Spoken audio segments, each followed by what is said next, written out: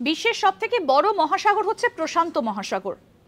প্রশান্ত মহাসাগরের একদিকে রয়েছে এশিয়া, অপরদিকে রয়েছে আমেরিকা। এই এশিয়া থেকে আমেরিকা বা আমেরিকা থেকে এশিয়াগামী বিমানগুলো খেয়াল করে দেখবেন কখনোই প্রশান্ত মহাসাগরের ওপর দিয়ে একেবারে সোজা যায় না। সাধারণভাবে প্রশান্ত মহাসাগরের ওপর দিয়ে সোজা রুটটাকে বিমানগুলো ফলো করে না।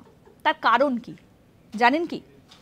তার কারণ হচ্ছে একটানা যদি 12-14 ঘন্টা প্রশান্ত মহাসাগরের ওপর দিয়ে উঠতে হয় কোনো বিমানকে, আর সেই সময় যদি কোনো এমার্জেন্সি ল্যান্ডিং করাতে হয় তাহলে খুব অসুবিধে হয়, কারণ জল ছাড়া সেই মুহূর্তে ল্যান্ডিং করানোর মতন আর কোনো জায়গা নেই, যেটা অত্যন্ত বিপজ্জনক। একই সঙ্গে আরও বেশ কিছু কারণ রয়েছে।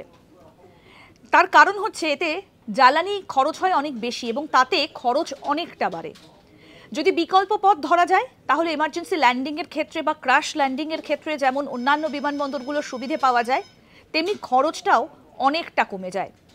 এছাড়াও আরও একটা মেইন কারণ হচ্ছে যে সমুদ্রের ওপর দিয়ে যদি বিমানগুলো ওড়ে তাহলে সমুদ্রের ওপর অর্থাৎ জলস্তরের ওপর ঝড়ের সম্ভাবনা বেশি থাকে, যেটা স্থলভাগে কম থাকে।